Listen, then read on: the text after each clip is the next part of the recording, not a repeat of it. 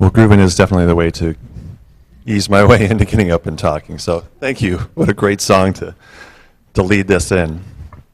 Well, good morning. I'm really happy to be here with you all today and talking about ways in which we can find meaning in the everyday. As indicated with the daily word today, every moment is an opportunity for us to be our true selves and to tap into that divine nature that is inherent in all of us. And so in thinking about finding the meaning in the everyday and how we can ask ourselves the question, what's the lesson that's to be learned with any experience that might come our way, is kind of where we're going to be heading with this talk today. I mean, we're all here today, I believe, because we're seeking some deeper meaning about ourselves and about our relationship with the world that we live in. And then also the fact that there's just a silent power that comes when we join in these experiences together. So when we talk about learning and lessons and all that, I think it's important to take a little small trip back to ways that we have learned in our life and why. And it all starts when we're born and we're infants and young children. And it's at that time when learning was just the most pure. It was the most natural. It was so inherent. It was so intuitive. And then also largely part of the environment in which we were raised. But it really comes down to the fact that we weren't necessarily doing anything except for what we needed to adapt, to learn to be in that situation, whatever it was. And so this was the foundation of where learning really started for all of us, was when we were young, before we got into things like formal education, where education and how we learned was more mandated, where most of us didn't have a choice on whether or not we would go to school. And once we were in school, starting at kindergarten or preschool, we all have our different ways in which we learn, our different ways in which we experience school. Some of us really liked school, some of us didn't like school, some of us might have been right down the middle, like sometimes we didn't, sometimes we did. But really that's when that happened, that how we learned things was, again, we were being told how to learn, or giving more of a formal structure in which we learned things. And we started to lose pieces of that inherent, that intuitive part of learning that truly is the essence of us all still. But we can kind of get lost and muddled in that when we feel like we don't have a choice. But as we got older and we then had more of a choice, where education became elective, when we had this time where we decided we were going to go to college or not go to college, or go to a vocational school, or whatever that education was or not going to be. As we got older, maybe we chose we're not going to go to college, or we're not going to do something, we're just going to throw ourselves in the world and see what happens. All of this came when we had the choice again what we're going to do. And sometimes even with this elective choice, that maybe we were influenced beyond something than ourselves. Maybe we were encouraged by our family, like, you should be a doctor, you should be a lawyer, or you should do this, or you should do that. Or not even outright encouraged, maybe discouraged by saying you're going to choose a path and maybe not being supported. So again, even with this elective idea of how we're choosing our education or how we're learning things in our life, there's always these influences that sometimes are greater than our own selves. And then, of course, all of these things led up to our everyday, our real life experience, which really is where all the lessons lie, is how we interact every day in our lives, and these real life experiences, even with the formal education that we had or didn't have, that these propelled us, and then we have to choose, how do we use what we've learned in our everyday life? And beyond that education, for wherever we ended with our education, we can choose to do like workshops or lectures or read books or magazines or videos or audio. So these are all the ways that we've learned in our lives and where we are all today. And I like to think that, again, that we're all right now, especially those in this room today, that we're seeking deeper meaning, more of a purpose in our life.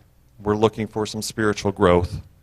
We're trying to find what is our passion, what brings us fulfillment, who we are and why we are there. And again, if we look back at all of our education, starting from birth until where we are right now, that question really comes up: is are who we are because of how we were raised and the beliefs that were disseminated and what we've chosen to believe about ourselves and all that we've learned? or are we ourselves because we are truly in that power? So trying to make that discernment for ourselves. And learning right now is, I think, for a lot of us, trying to figure out how to be more present in our everyday life, and really just to make more sense of this world. So this is where I'm going to continue to focus on today, this idea of learning how to be our authentic selves, and learning for the sake of being rather than the sake of doing something physical or some task that's beyond ourselves, that doesn't bring us back to ourselves and to our center. And so when we think about this idea of what makes a lesson, what is a lesson, how do we know that it's a lesson? And where do we find these lessons in our everyday world? One of the ways that I think that lessons are clearer, that we can have this idea that it's a lesson, is looking for patterns. Patterns in anything, and patterns exist all around us all the time. Patterns in what we're choosing to think about a certain topic or a certain person or anything. Patterns of what kind of books you're reading, what kind of movies you're watching, what kind of, even silly things like what kind of animals keep flying by your window. I mean, anything that we choose to see as something that's repeating, and that's a pattern, that if we're noticing a pattern, then I have to believe that there's something there for us to learn from that. Anytime we beg the question, why are we doing this? What are we doing this for? When that comes in any activity or any point in our life, like, why did I just say that? What are we doing this? Then of course, there's a lesson there for us. So that's something we can grab onto. A lesson also can be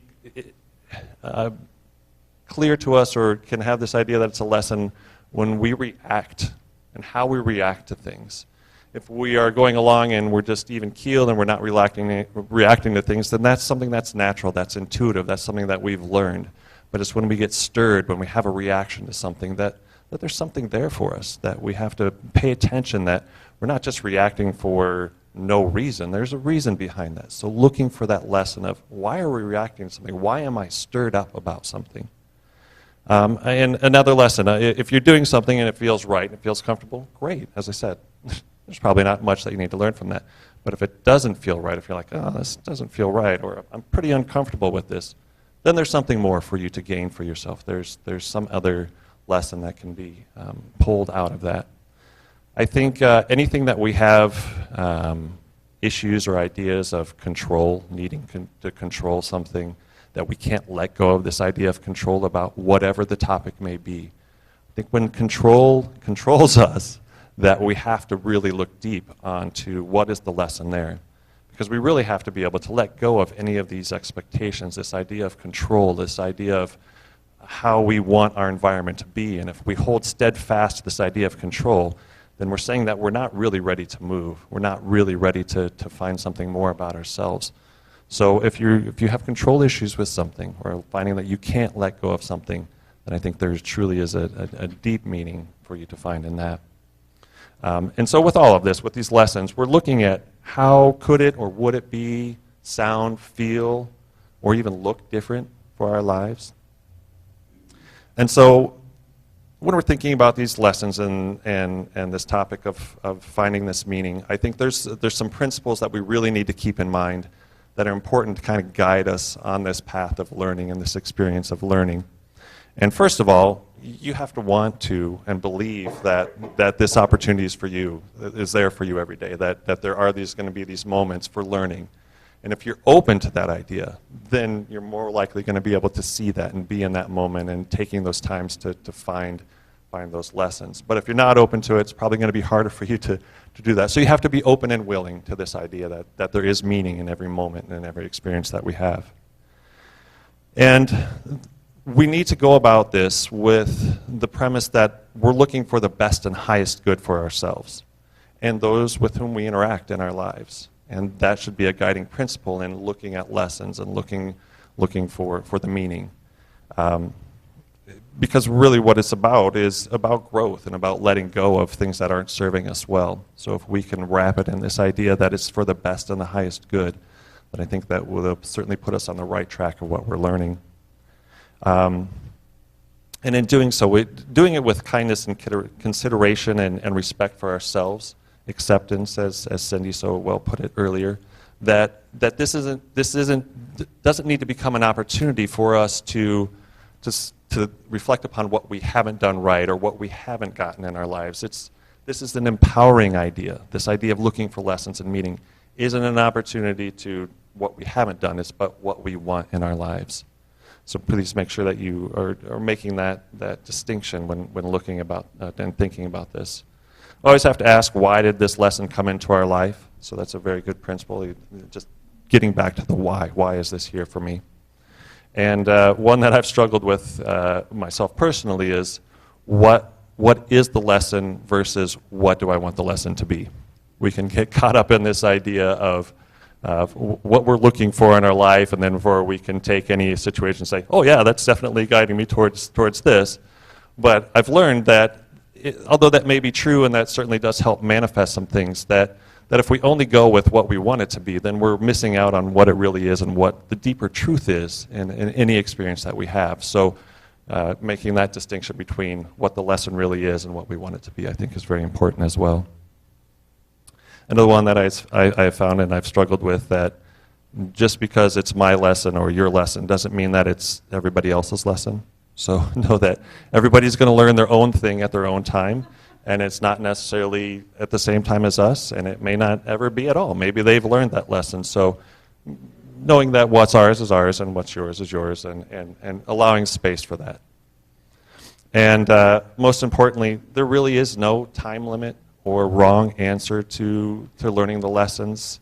And oftentimes we know that with lessons that they repeat, we get them and they keep coming towards us until we really can grab hold of them and find that deeper meaning. So there is no time limit. So if you find that, oh, I thought I got it, but here it is again in my face, then that's okay. It just means that's a deeper level that's coming out for you. And you haven't done anything wrong. There's no wrong in how you learn these lessons.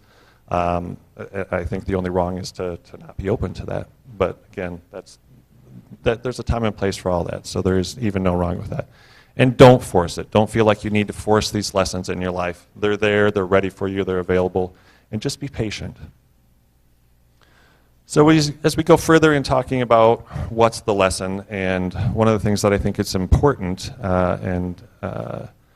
is that, again, the distinction between learning to do like a specific task and or some mental thing that we're trying to wrap our head around about things that we do in our everyday life that are more action-oriented, as opposed to being in ourselves and being in our bodies. And that really deals with learning how to learn emotionally and with our senses again.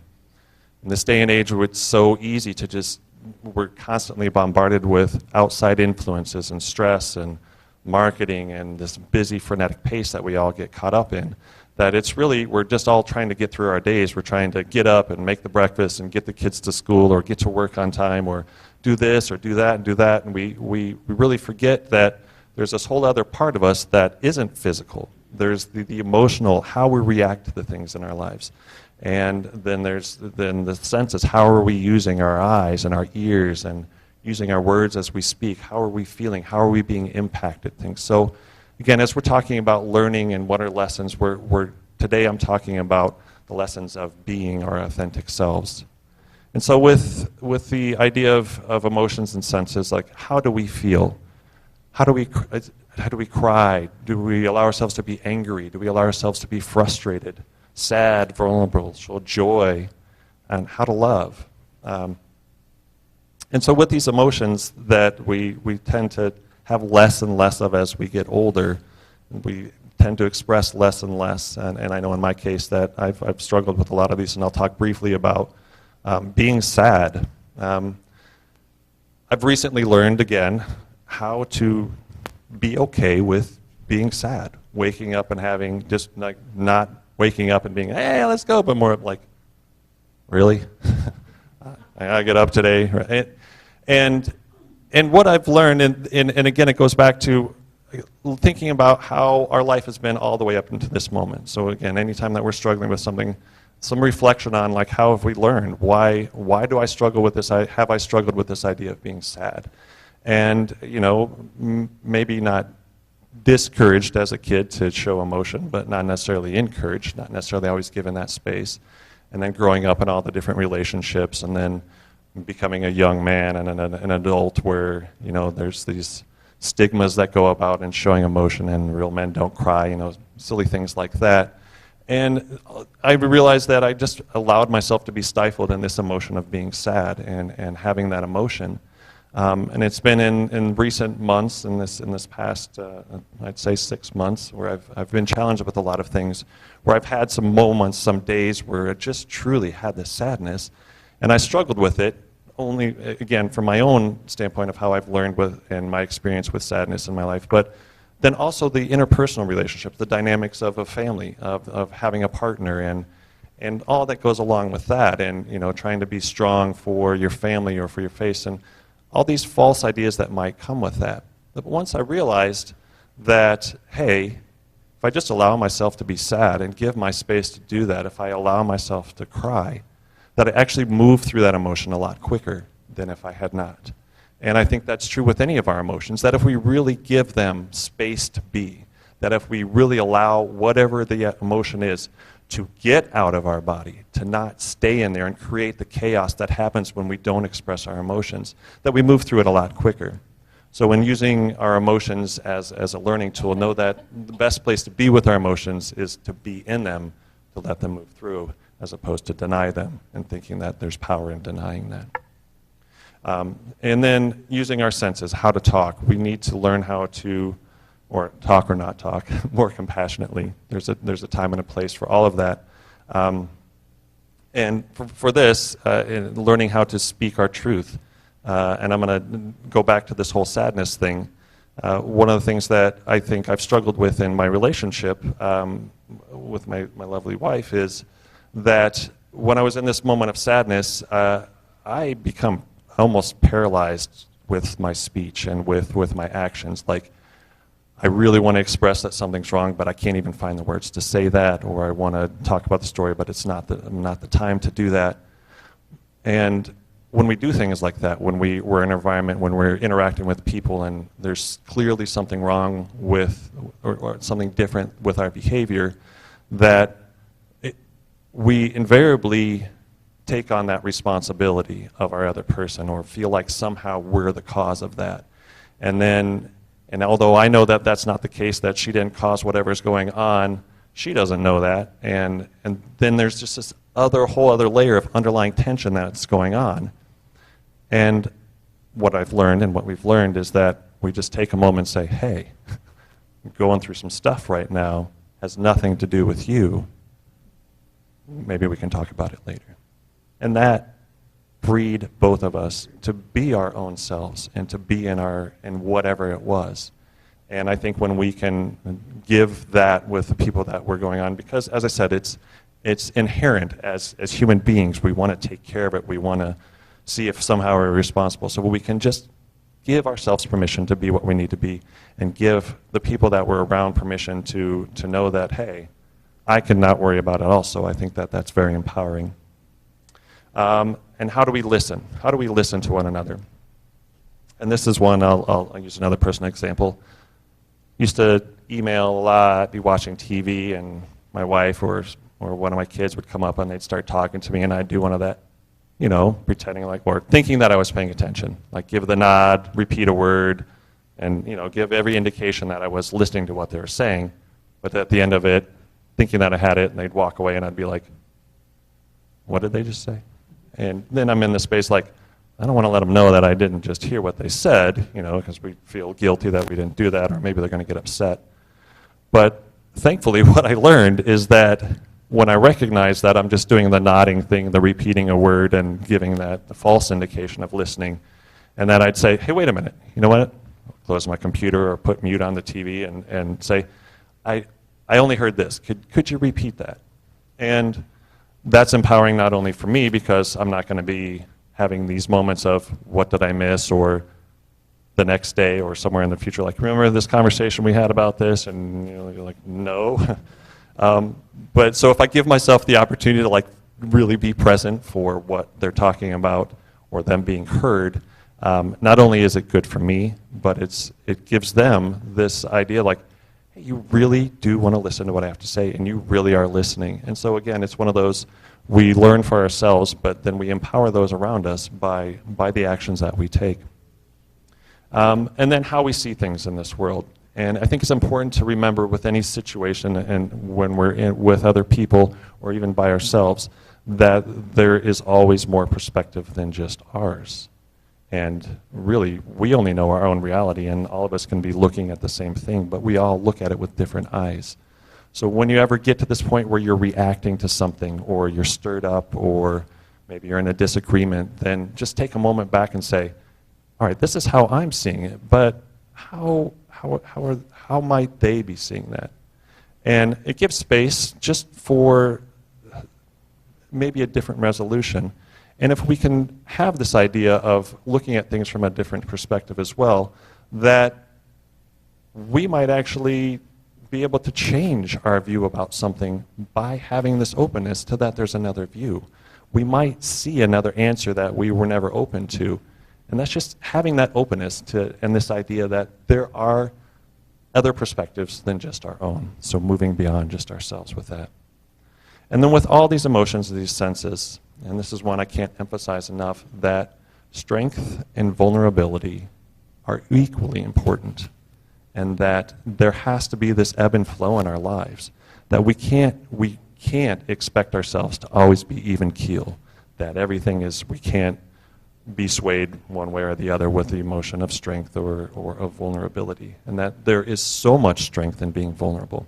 Like I said, when I allowed myself to actually be sad and actually cry, how empowering that was and how much strength that gave me in being able to move through whatever that emotion and then come out on the other side just a little bit more empowered. So strength and vulnerability are equally important. And there's each of those qualities in both. So keep that in mind as well. So again, finding meaning in the everyday. What are the ways that we can do this? Where can we find these sources? And there really are everywhere. You can find a lesson in everything if you really want to look at it that way. And it's, but to give you some things, some ideas that maybe you can use, or maybe you already have already, but just to emphasize that a little bit more. Movies are a big one for me. And I've recently been on this jag of watching space movies about outer space travel, and all things like that. And what I really like about these movies is the seeking of the unknown, of this unexplored, and how that, and reflecting upon. And let me back up just a little bit. So with movies, and realizing that I've been watching a lot of the same movies, it's like, wait a minute, why am I watching all these space movies? Okay, so looking at, there's a pattern of something that I'm repeating, and so I said, okay, what's in these space movies for me? And so this idea of the unknown, the unexplored, and how that can translate or be a metaphor for a spiritual path and my spiritual journey. How that really what we are doing when we're going on our spiritual journey, or trying to find our path, or trying to find that deeper meaning, is we're the unexplored within ourselves, the unknown within ourselves, and then the unknown about our relationship with the world that we live in. And invariably with space movie, especially the fiction ones, there's always a problem that comes up. Small to catastrophic to just crazy. And that happens on any of our paths that we're on as we're trying to find deeper meaning.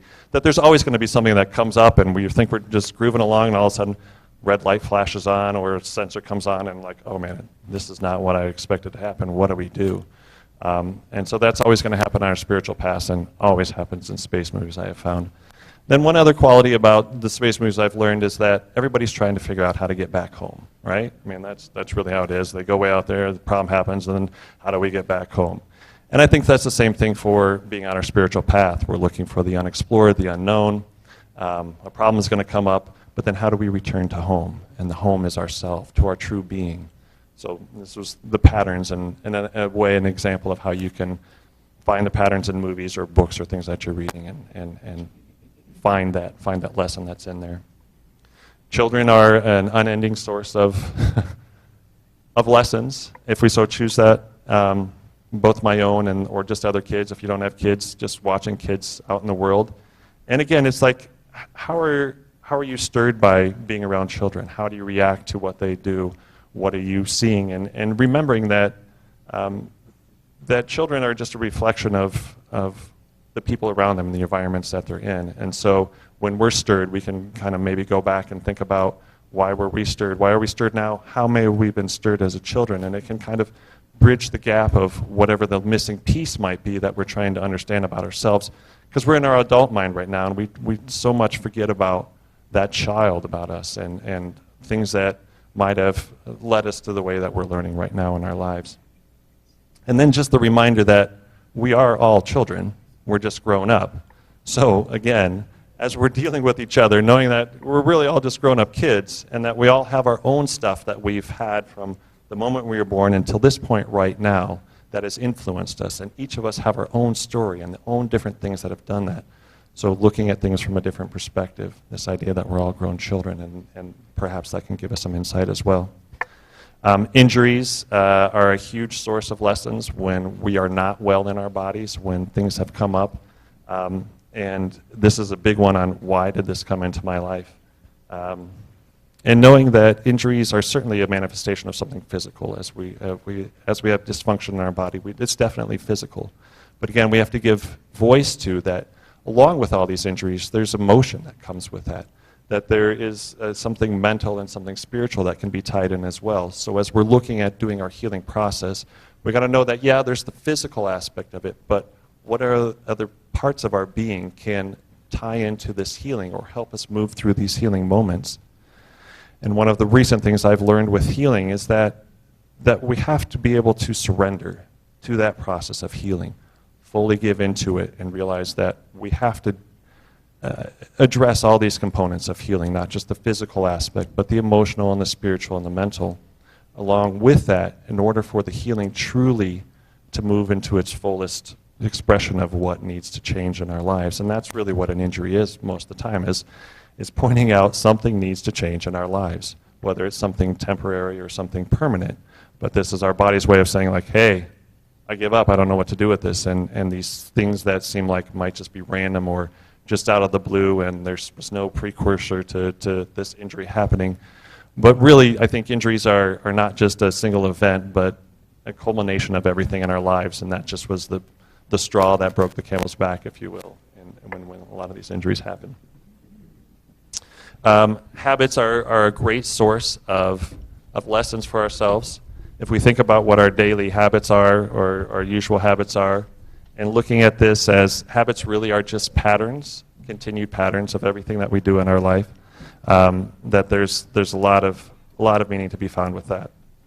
And with habits, I think if we get caught up in our habits, and especially the guilt that can come with any of the habits that we do, whether it's eating too much or spending too much time on our devices, getting caught into movies, or whatever that habit might be, that really can just be a distraction for being present in our daily life, knowing that, looking at these patterns and asking yourselves, what else could you be doing with your time that would serve you better? So with all these lessons that we find, that we come across, and when you get something, know that you can take it certainly for that specific experience, but I say apply it liberally. Take whatever the substance is of that lesson, and maybe just take the metaphor of it and apply it towards as many things as you possibly can. And again, be open to the lesson repeating, for it will, sometimes for reinforcement, and oftentimes it's so that you can get the deeper meaning of what's there in that lesson. And so in thinking about, okay, I don't even know where to begin with looking for lessons in my daily life, then I would encourage you that a great practice that you can do is just to have a daily reading that you do, whether it's like the Daily Word, or there's a great book, The Book of Awakening by Mark Nepo. Anything that's like a day book that just gives you either a paragraph or a one-page reading that you can do that is somebody else's reflection of experience and something that they've learned, and this can be a way to take whatever that principle was and see how it applies in your daily life. There's a lot of great books that can guide you, and just find the time to look for the one that gives you that starting point for understanding lessons or principles in which we can use as a framework for finding the lessons and the meaning in the everyday. So I just want to again talk about and emphasize that a lesson is anything that is a repeating pattern in our life. That begs us to question, why are we doing what we're doing? Why are we reacting? What does it stir up in you? Does it feel right? Does it feel comfortable? Does it deal with issues of control? And how could it or would it be or look or sound better? So just remember the principles as well, that you've got to be willing and able to do this. Cut yourself some slack. Just because you didn't get it doesn't mean it's wrong. There's all the time in the world for these lessons. They'll come to you if you're open to it. Just be open to it. And then lastly, just the homework, just ask yourself, what's the lesson? And you'll find a lot of meaning in the everyday, and it's definitely there for you, and then you can share it with others or not. Thank you very much.